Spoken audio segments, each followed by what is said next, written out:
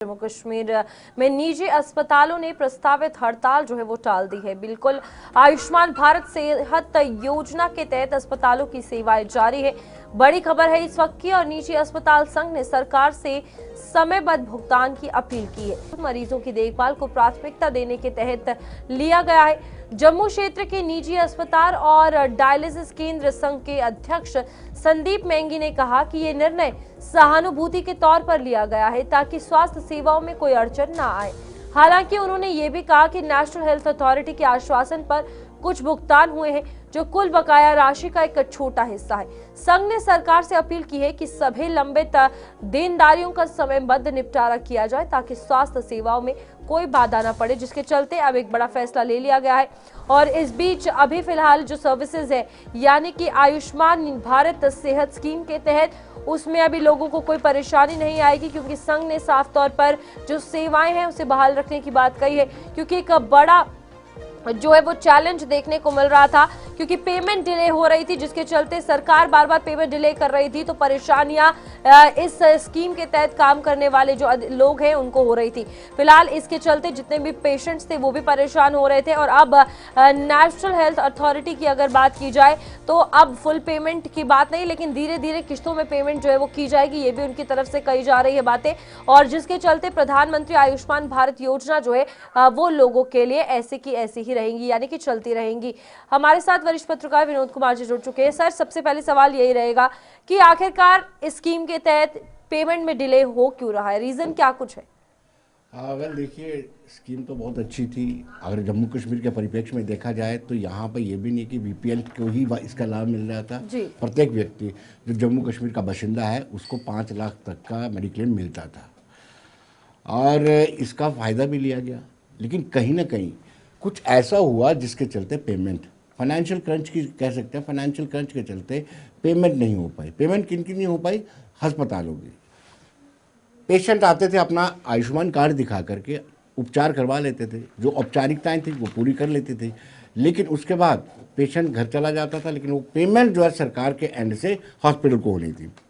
Hospital payment नहीं, सरकार hospital को पेमेंट नहीं कर पा रहा था, जिसके चलते ये सारा मिसमैच हो गया। और मिसमैच होने के बाद इन्होंने हड़ताल शुरू कर दी थी और अब इन्होंने कहा कि फ़िलहाल डेफर करेंगे और सरकार से कहा कि समय समय पर जितनी भी पेमेंट बनती है उसका भुगतान किया जाए। अब यहाँ पर बहुत सारी ऐसी क्रिटिकल सर्विसेज है, चाहे डायलिसिस हो या फिर बाकी ऑपरेशंस की बात की जाए, कैंसर जैसी बीमारियों के लिए भी कहीं ना कहीं आयुष्मान स्कीम काफ़ी काम आती है। इस बीच अगर अब ये जो पेमेंट्स है वो नहीं होती, अगर हड़ताल आगे बढ़ती है तो कितने परेशानी लोगों को आएगी? फिलहाल जो प्रस्तावित हड़ताल थी उसको टाल दिया गया है, नेगोशिएशन चल रही है और मुझे लग रहा है कि ये कंडीशन होनी चाहिए कि जब आप किसी व्यक्ति का उपचार करते हैं, ट्रीटमेंट करते हैं, हॉस्पिटल किसी व्यक्ति का ट्रीटमेंट करते हैं, उसमें कुछ दिन निर्धारित होने चाहिए, समय निर्धारित होना चाहिए कि ट्रीटमेंट के इतने दिनों बाद सरकार उस हॉस्पिटल का, उस क्लिनिक का भुगतान करेगी। ऐसा कुछ सेट नहीं है। अब जब नेगोशिएशन होगी, एटलीस्ट ये हॉस्पिटल्स की जो ऑर्गेनाइजेशंस हैं ये डिमांड करेंगे कि आपको एक टाइम फिक्स करना पड़ेगा, इस टाइम के अंदर अंदर आपको पेमेंट करनी है। तो मुझे लगता है कि अब इस पर ही वर्कआउट होगा। और साथ ही साथ यहाँ पर अगर इस स्कीम के तहत बात की जाए, क्या ये इम्पैक्ट जो पेमेंट्स का है सर सिर्फ जम्मू कश्मीर तक है या फिर बाहर भी ऐसे हॉस्पिटल्स को लेकर प्रॉब्लम देखने को मिली है?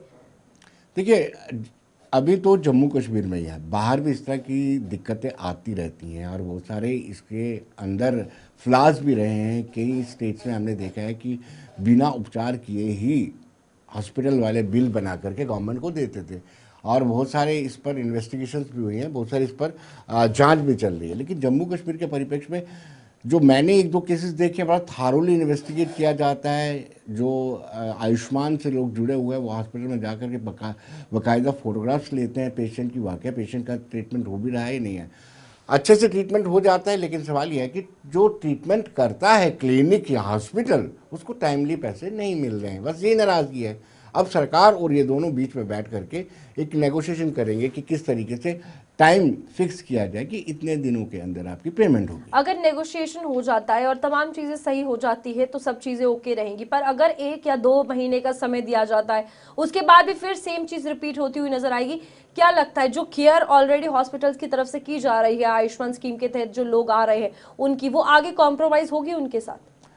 वेल ऐसा है कि को जानबूझ के देखिए रूपाली, होता क्या है कि जब आप इस तरह की बातें आती हैं, आपकी पेमेंट नहीं होती तो आप निगलेक्ट कर देते हैं। निगलेक्ट इस हिसाब से करते हैं कि आपको पता है कि आयुष्मान के आधार पर ये ट्रीटमेंट करवाने आ रहे, कहेंगे ये ट्रीट ही नहीं, हमें बहुत सारे बहाने लगाए। जो एक मकसद था स्कीम का जी, कि हर गरीब व्यक्ति को, हर एक व्यक्ति को 5 लाख का ट्रीटमेंट मिले, वो जो मकसद था वो डिरेल हो जाता है।